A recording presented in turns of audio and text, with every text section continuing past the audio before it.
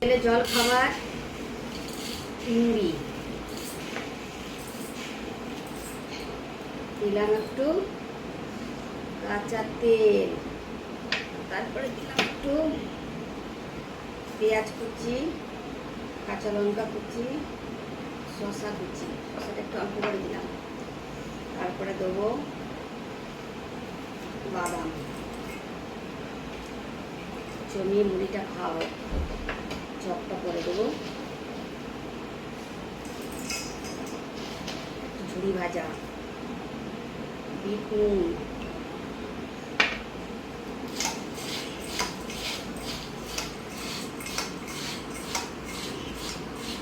তার সাথে 4খানা চপ নিয়েছি, সবটা খাবো আজকে, 4টে চপ, তার সাথে 1 কাপ চা।